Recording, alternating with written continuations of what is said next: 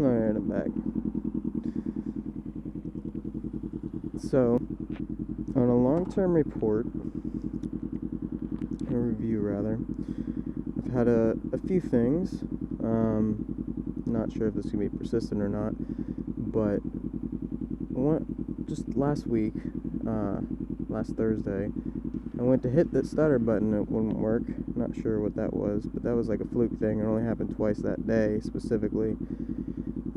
Another time was I let my bike sit out, in the weathers and rain and stuff.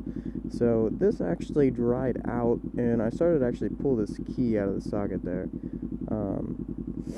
Now, you need to lube that up if you're leaving it outside. These are definitely prone on these 300s. Yeah, definitely keep those lubed up. And your key ignition. Other than that, it's good. Actually, I'm going to get off real quick. My front tire still looks new, basically, and I'm only, 23 miles off from 12,000?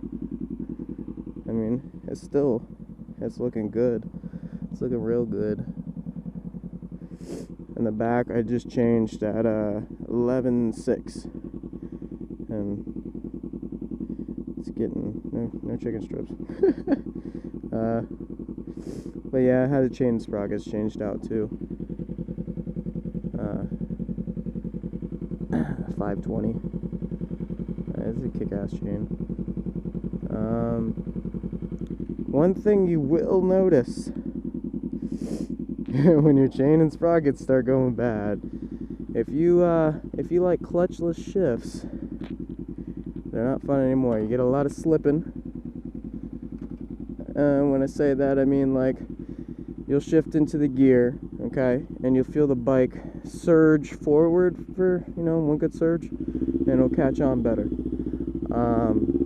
Also, if you wear out your sprockets in your chain enough and all the bearings go bad, you'll get a constant surging, like you'll be going forward and backwards.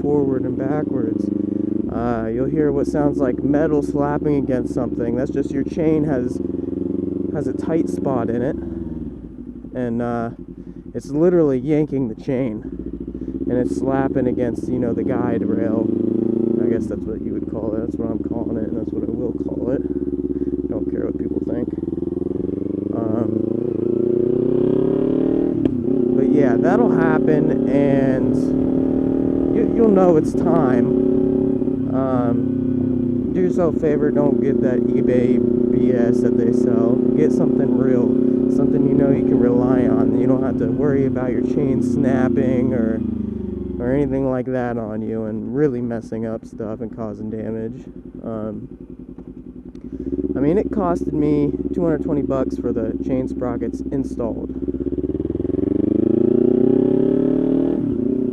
So, I mean, it is a little bit of money, but you have a little bit of peace of mind. Try this thing around a little bit. It's good to have peace of mind. You don't have to worry about things so much. And gas mileage will plummet when you run on bad tires and a bad set of sprockets and a chain. I was only being able to do around 150 miles per tank, and now I'm getting close to 300. I'd say it's more realistically 260, somewhere around there per tank now, but still, that's a lot more miles. So that's something I would definitely make sure you keep up on. So, I mean, I guess that's an extra $4 or $5, every time you are going a few hundred miles.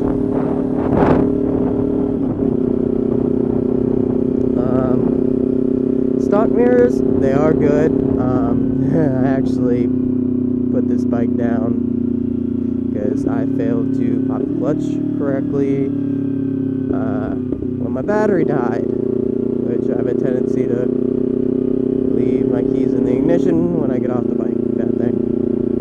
I have broken that habit, but it was a problem when I first got this bike. So, yeah, definitely look into that. don't want to put yourself in a position to where you need to pop the clutch, especially if you've never done it before on a motorcycle.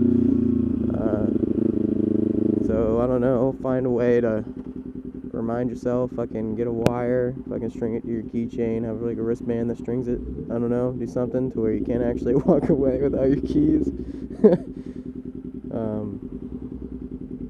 But yeah. What's going on here?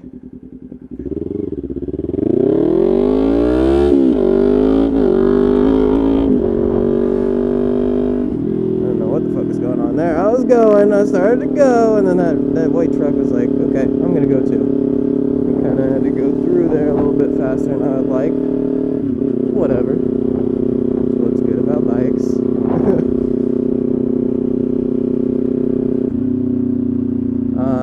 Another issue that is not proving me wrong, or is proving me wrong right now, rather. I actually went on the forums and checked this out because I've had this issue since I bought the bike. It doesn't matter if it's a bumpy road or a smoothly paved road. The handlebars will start wobbling and it'll get bad into a tank slapping thing. And let's see. That's gonna prove me wrong right now. I've had it happen on paved roads. I've had it obviously not happen on a paved road. Yeah, see, it's not doing it. And I've had it not happen on a very well paved road. So, I don't know. It's a finicky thing. I'll see if I can replicate it here. I'll do a loop around the neighborhood into the park. This is a big neighborhood, that's what I like about it. And it ain't gonna do it now. I looked into it. A lot of people said it was between 40 and 45 miles per hour that they were having these issues with tank slapping. So I know it's not only my bike. Apparently the 250s and the 300s have this issue. And I know I saw on a forum, one guy said it was actually this steering nut right here that wasn't torqued to the correct torque, and it was causing this issue, and he fixed it. So I am going to take it to the shop Friday, and I'm going to have them, you know, I don't know what the torque is myself, I look into that a little more, but I'll get, I'm sure they know, I got a book or something, I don't know, but I'm going to have them check it, and if that fixes it, which I mean obviously it's hard to replicate for whatever reason right now, let's get it up to 45, let's see if it does it. Stop signs, get it?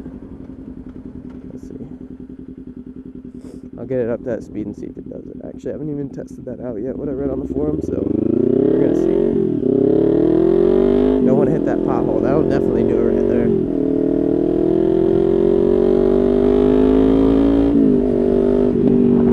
Hey, look at that, look at that. It's starting to do it. Holy shit. Okay. Wow, that was dead on. Holy shit. I'm gonna try this. I'm gonna get on a faster road and I'm gonna try it again. I think I just fucking pinned that shit down. Dude, I gotta get on that forum and tell that guy, like, holy shit, dude, you're spot on, dude.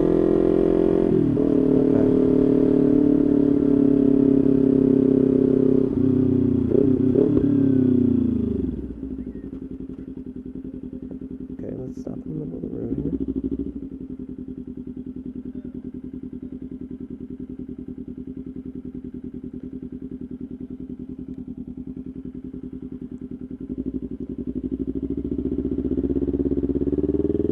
Oh man, they closed this road. Okay, I'm gonna go down a different one.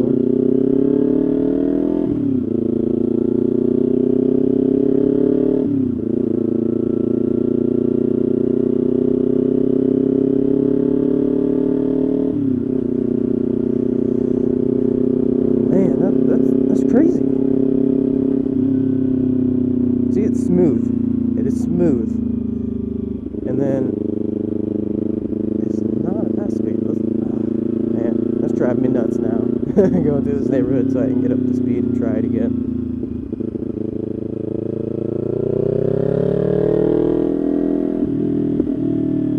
Oh, that's not good.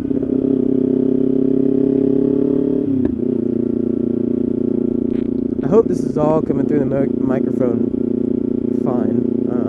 I actually got a new helmet that I'm waiting on in the mail to find out. When I first got this helmet, I thought it was going to be the correct size. I went and tried on, what was it when I first got my first helmet? I don't know what it was, but I got a large, because I thought that was the correct one, and it really wasn't. I'm more of a medium, so I got this new helmet coming in the mail, and there's a lot less, like, it doesn't wiggle around. Like, I can wiggle this fucker around, which is not good. I've actually been down with this helmet.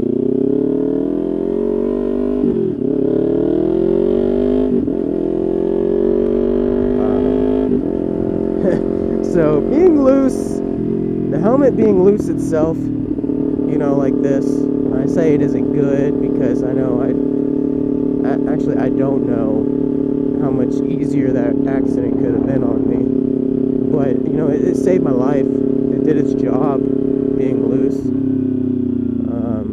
I could imagine things going terribly wrong because it is loose. And I got lucky.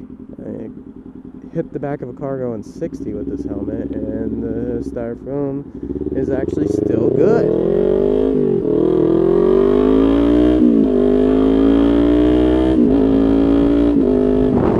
Let's see. Yeah, it's getting the wobbles. It's getting the wobbles. Look at that. Look at that. Look at that. Ah, okay. That is a problem. Well, let's try to replicate that again. 50 miles per hour. Look at that. It's like it's going steady. What is it doing here? Like,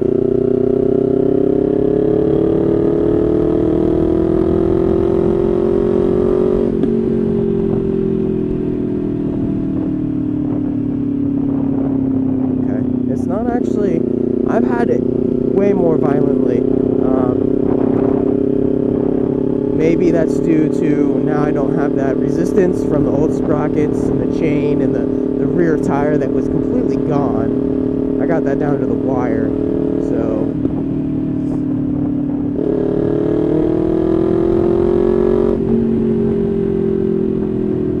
okay, so that's the issue right there. Look at that. Look, it's gonna get real bad, real bad.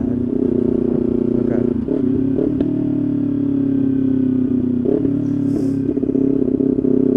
But yes, that is a real issue with these 300s. I'm gonna see if this issue cannot be remedied by what it was told on the forums, since that speed indication that they said on there was down. Like, they got it down pat on there.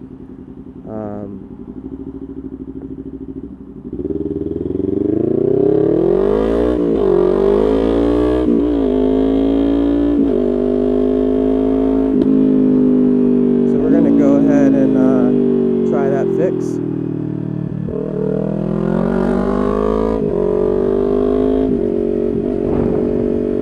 Let's see if that remedies the issue. Alright, yes, we figured that shit out.